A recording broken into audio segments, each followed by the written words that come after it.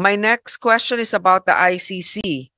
So supposedly the DOJ, this is just for the record, because there are also others that are interested in this. You have maintained that the International Criminal Court has no jurisdiction here, but that you also reiterated that although you will not cooperate with them, you will not hinder them from conducting their investigation. Or please clarify if I said that right, or you can in your own words, sir. Yes, ma'am.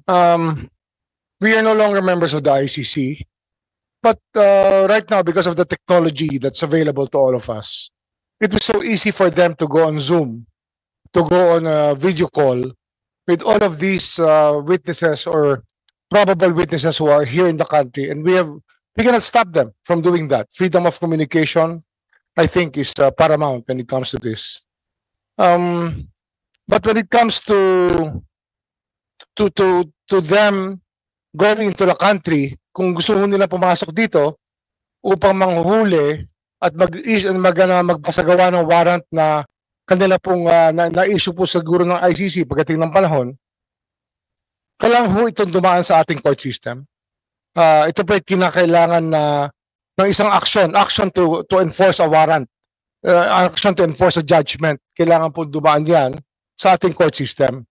Kaya hindi ho namin pakikialaman, kasi yan po trabaho na ng Interpol kung talagang gusto nilang habulin yung tao na nasasaktal. Yung sabihin natin, nag-issue po na warrant of arrest ng ICC, gusto mong enforce ng Interpol dito, pero para ho ito ay matuloy at hindi ho magkaroon ng kasuhan, kinakailangan pumunta muna sila sa korte natin. Yun po ang aming paningin. So, maliwanag yan na mag-imbestiga sila, hindi man natin sila mapipigilan. Actually, they can do it they can do it under the radar. We may or may not monitor them. On the other hand, if a warrant is to be served, that they need to go through the proper courts to determine if the warrant is called for or legal, or what's the... Well, it really depends on if the Supreme Court thinks that there's some things that the Supreme Court would be looking at. If what was alleged in the crime would have happened if we were still members of the ICC. That is one of the things that can be of importance to the courts when they do enforce a warrant, or if they will actually allow a warrant to be served in our country from an international tribunal. Now, if let's say it is submitted to the DOJ that these are their findings and there's really probable cause, would the DOJ or maybe the OSG pursue such a case? If let's say the courts will say, no, we will not allow the warrant to be served because this is not their jurisdiction, but there's actually reason for it to be served. Actually, we were telling the United Nations Human Rights Commission that if they will give us the evidence, we will pursue.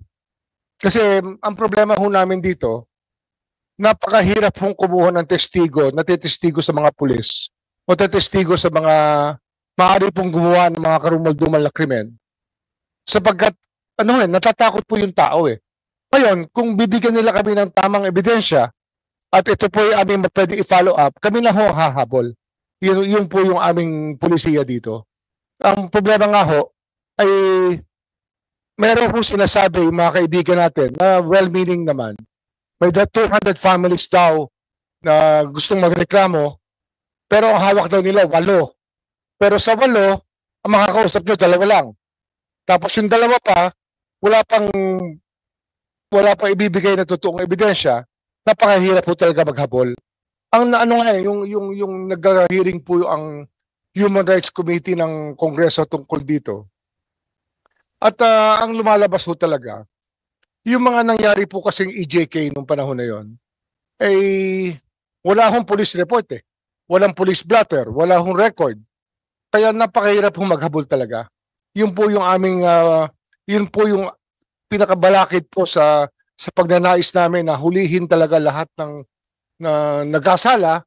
Pag wala hong ebidensya, ano hong gagawin namin?